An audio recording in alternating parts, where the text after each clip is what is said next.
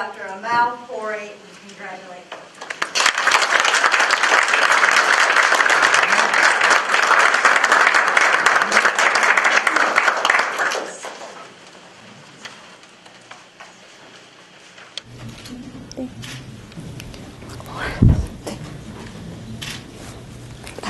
Thank you very much. Good evening. Thank you so much. I am honored, I am humbled to be amongst all of you this evening. Thank you to my students who are here, my faculty colleagues, my family, my daughter Joelle, my son Jerome, my husband Chad. Thank you to the Women's Studies Program, to the selection committee, to Dr. Gann for her nice welcome earlier. A couple of weeks ago, I was talking with Dr. Bishop, congratulating her on her induction to the Tennessee Women's Hall of Fame. She commented that occasions like this give us an opportunity to reflect on our journey. And as always, Wilsie was right. Mine has certainly been an interesting journey.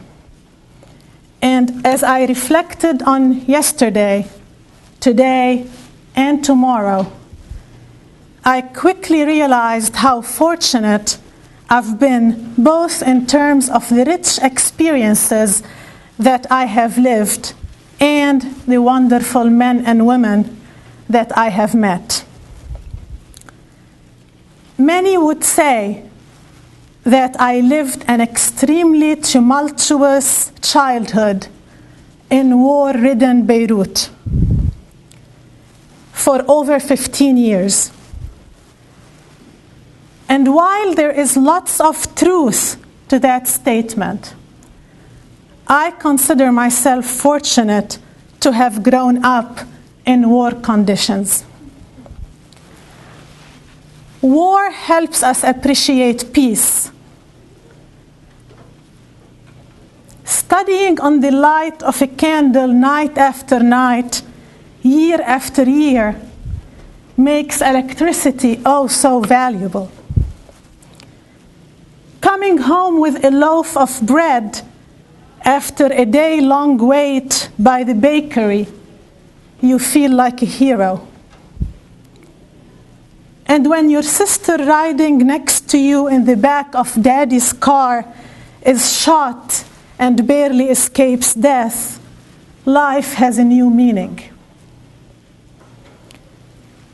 The war shaped me like nothing else could have. There were good days and bad days, violent periods and calm periods. Through it all, you learn never to take anything for granted. Every sunrise becomes a miracle. Every drop of water a fortune. I was also fortunate to have great parents who worked hard to maintain a sense of normalcy at home despite the craziness of the war. Wholeheartedly dedicated to her family, my mom worked at home and, like all stay-home moms, had a very demanding job, a job that I have not been able to perform yet. She taught me about sacrifice and unconditional love, and although my life today looks nothing like hers, we have more in common than what the eye can see. My dad, an accountant turned financial manager, brought me up to believe that I could do anything I wanted. Perhaps because he never had the son he wanted, I was his pseudo-son. As a child, he would take me with him to all sorts of business meetings, and I was an eager companion. I learned very early how to balance a bank account and how to manage a meeting, skills that came in very handy later in life. After high school came college. I joined the American University of Beirut East Campus in 1987, majoring in biology with the intention of going to medical school. Little did I know at the time that the East Campus of the university will be forced to shut down in 1990 due to the escalating fighting in the city. My options were limited: take an extended leave from college or relocate to the main university campus. Seems like an easy decision, except that the main campus was in West Beirut, the predominantly Muslim side of the city, perceived as a volatile danger zone, especially for a young Christian girl. Fearless as I was, even at a young age, I chose to relocate to West Beirut and was thrilled when my parents supported my decision. I was thrilled even more, yet at the same time saddened, when I realized that the East-West divide was driven by politics and not by the people. I felt as much at home in West Beirut as I did in East Beirut. The people were loving and welcoming. Muslim, Christian, Druze did not matter.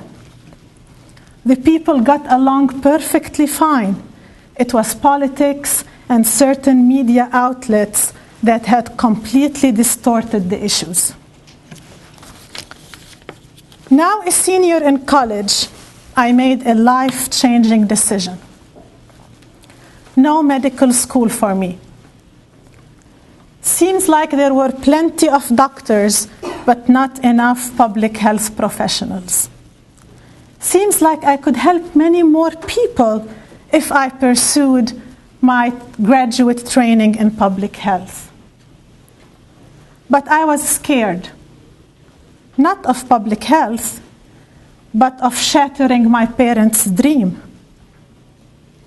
How would I tell them that their daughter, graduating with distinction, was not going to become a medical doctor?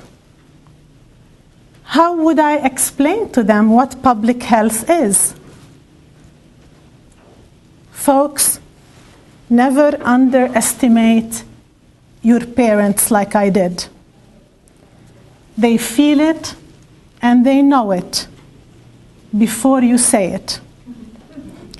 God's speed, they said. I didn't have to explain much. Now a graduate student and still at the American University main campus, I was loving every bit of my public health training. 1 year of intensive coursework and then 1 year of internship. The AUB program had figured the didactic experiential balance just right. It was during my internship when I met this handsome young man with whom I tied the knot years later. On our first date, we sat for the TOEFL exam, test of English as a foreign language. He was applying to medical residency programs in the US. I was applying to doctoral programs. He did not know that I was sitting for the exam before sharing my plans with my family. Here again, I was scared. Could a conservative Middle Eastern family support their daughter's plan to travel across the globe to uncharted territory? While it broke their hearts to see me go, they were true believers in higher education. My parents gave me wings and let me fly, and for that, I will always be grateful. Arriving at the Dallas International Airport in Washington, D.C. in the summer of 1993, I faced a steep learning curve. I had never seen a credit card, never rode the metro,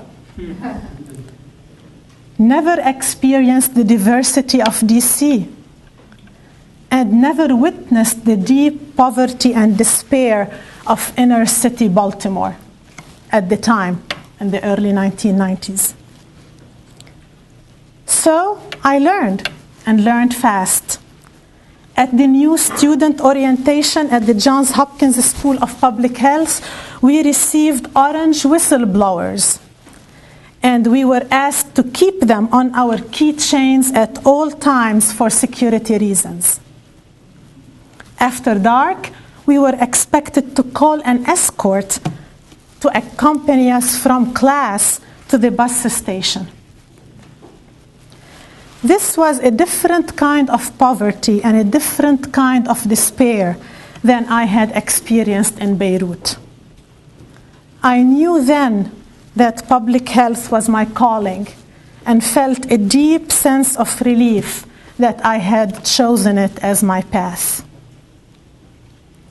My first year at Hopkins was by far the most exciting yet the most challenging year of my life. While the academic training was outstanding, the financial burden was extreme. I stayed up many nights wondering where the next quarter's tuition was going to come from. Hopkins was on the quarter system, not the semester system. Certainly not from my nighttime job at the library. Amazingly, it came from very unexpected sources. It came from a biostatistics professor, Helen Abbey, who believed in the power of higher education of young women. It came from Lebanese families that I had never met before. People were good and people were generous. And by the end of my first year, my department chipped in a totally unexpected way. Not only did the department offer me a tuition scholarship moving forward, they retroactively covered my first year's tuition. Overnight, I was rich.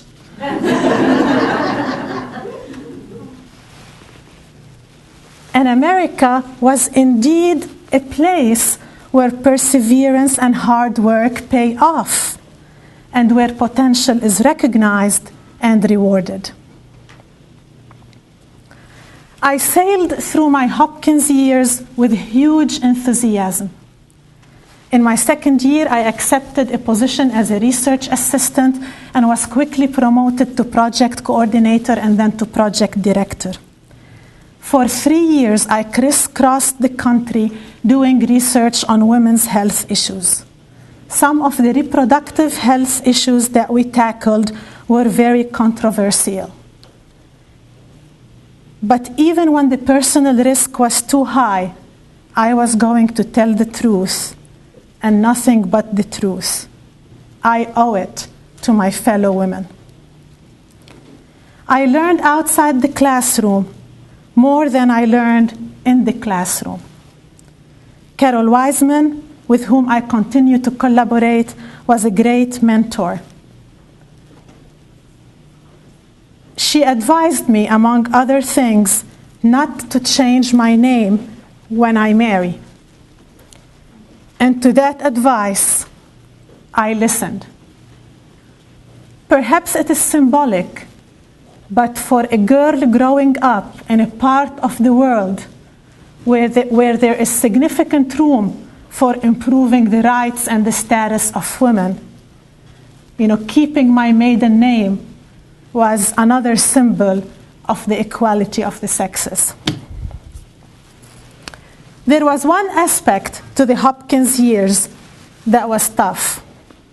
For 4 years, I was in Maryland and Chad was in Ohio. The Friday night, 9:10 p.m. Southwest flight, and this is not an ad, from Baltimore to Cleveland became my best friend.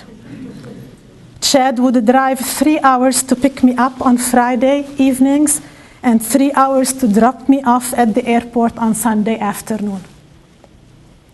For 4 years. It was not easy, but there was no question in our minds that it was the right thing to do. Education, ladies, comes first. We can do the long-distance deal when it's part of a plan for the future. Hopkins was a thrill ride. and it came to a wonderful conclusion in 1997. Time to catch another thrill ride. When I decided to move to Mississippi to start my career, my friends joked that I was leaving the US. So disadvantaged and remote was Mississippi to them that they discouraged my move. Sometimes it's good to listen to friends, and sometimes it's not. In Mississippi, the poorest state in our nation, public health can make a huge difference. I embraced the opportunity, accepting a faculty position at Southern Miss, teaching, researching, and learning. I loved the interaction with the students and learned from them way more than they learned from me. It took a couple of years for some of my colleagues at Southern Miss to become comfortable with me. I did not blame them. After all, I was in the Deep South and possessed the perfect suspect combination: youth, female gender, and this weird accent. You can call it a triple jeopardy if you like. To me, that simply meant working harder. I set high expectations of my students and higher expectations of myself. When I alerted my colleagues to grade inflation, they named me a Hopkins snob. But I knew even as a junior faculty that when the instructor sets the bar higher, students will rise to the challenge and will deliver. I applied for and was awarded a grant to conduct all research and evaluation activities for the National Breastfeeding Promotion Campaign in Mississippi. This work took me to the Mississippi Delta and many other disadvantaged areas of the Deep South. Here, I discovered yet another kind of poverty and another kind of despair. Our work identified evidence-based interventions to promote breastfeeding among disadvantaged groups of women. We also identified hospital and health system policies to support breastfeeding mothers. The United States Department of Agriculture recognized Mississippi as a model program, and we were charged with developing training materials to assist programs across the nation to adopt similar interventions. 1 year after joining Southern Miss, our beautiful Joelle was born. No bias there. Some congratulated and some cautioned. Interestingly, it was some of my women colleagues who felt that starting a family at the same time as starting a tenure track academic career was too risky. I respectfully disagreed. A woman should never have to compromise her family for her career. A woman who wants both can and should have both. She just has to pick a supportive partner.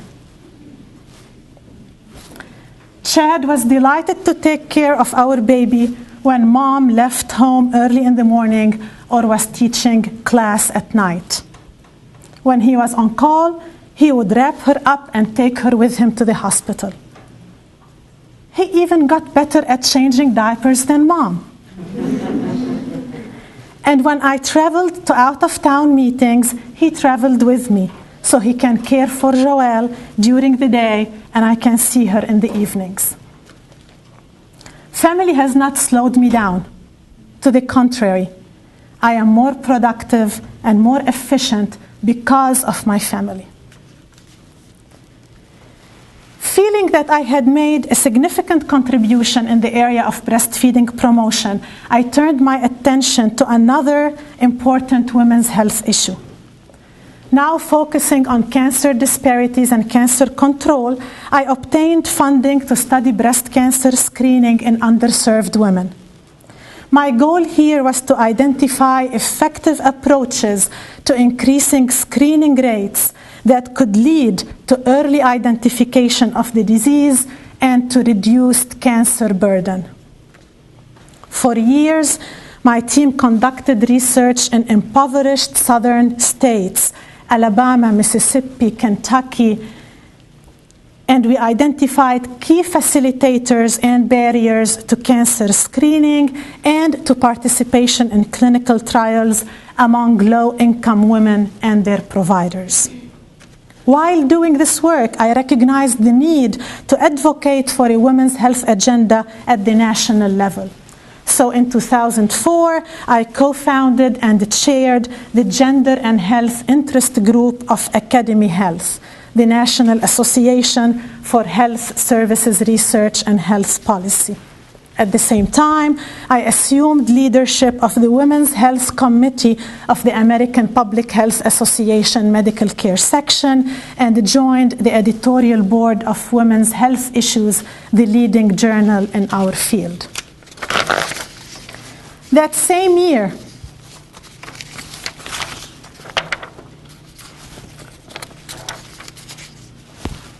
in 2004, we welcomed our pride and joy, baby Jerome. That same year, I was recruited by the University of Florida to develop their public health management and policy program. That same year, I discovered again what an amazing husband Chad is. He resigned his job and we relocated to Florida. In Florida, I had the privilege of working alongside outstanding colleagues to develop the School of Public Health. This was a new experience and one that I wasn't sure if I would enjoy or not, but I did. So when it was time to leave Florida, I was quite distressed. So distressed that Paul Duncan, then my department chair, walked into my office one morning, gave me a hug, and said, "Amal, the institution will always go on. You do what's best for you and your family." That was 7 years ago, and the perfect time to join ETSU. Plans to establish a School of Public Health were underway. Dr. Bishop, Dr. Stanton, and many dedicated faculty and staff, some of whom are in the room today, had worked for years to pave the way for Dr. Wyckoff to found the first School of Public Health in the state of Tennessee. And what an honor it was to join this exceptional team. Little did I know what I was getting myself into. Few months after joining the faculty, I became the chair of the College Accreditation Steering Committee. And few short months afterwards, chair of the new Department of Health Services Administration. I wondered if Dean Wyckoff, Dr. Florence, and the other leaders of the college were putting too much confidence in me. I wondered if this heavy administrative load would derail my goal of promotion to full professor prior to my 40th birthday. But I also recognized the importance of balancing my own professional goals with the needs and goals of the university. So I dived in, swimming for long hours, sometimes in calm waters, often in raging waters. We got to the shore and were accredited in record time. Let me be clear, this was only possible because we all swam together as one cohesive team. Incredible things can happen when the team shares a common vision, the vision of excellence that Dr. Wyckoff has instilled since his first day on the job. Today, I continue to teach and mentor my students with the same passion and energy that I had 15 years ago. And I continue to thrill in their success. Today, I have great aspirations for our university. And I am confident that with Dr. Nolan's leadership, we will reach greater heights. Today, I continue my work to reduce cancer disparities, and I'm currently seeking funding to extend this work to the Appalachian region. Today, I take pride in my department, our excellent academic programs, and my amazing faculty. Today, I rejoice in my family and the wonderful achievements of our children. And just in case you're wondering, I was promoted to professor prior to my 40th birthday. I will conclude by responding to one question that I am often asked. I am often asked how I balance my professional and personal lives. Obviously, balancing is not easy. It takes planning, time management, lots of organization, and a sense of humor. I live by my calendar, working efficiently and refusing to get distracted by drama or politics. I guess I'm saying the same thing that Dr. Gann said, but in a different way. From our dean, I have learned to stay focused on the student experience. And so whenever it's time to make important decisions, I use the student experience as my guiding principle. When students trust us with their education, they are trusting us with their livelihood. And that is not to be taken lightly. Weekend days are typically devoted to the kids, be it Jerome's soccer games or Joel's volleyball games, and recently band performances. But that's never a constraint. It's a blessing, one of many that we enjoy. We are gifted with a happy and healthy family, fortunate to have genuinely good colleagues and friends, and privileged to be part of this community and this university. We love it and would not have it any other way. Thank you for this award. Thank you for this wonderful opportunity, for your time and support. And I will say again, I am honored and humbled to be amongst all of you. Thanks.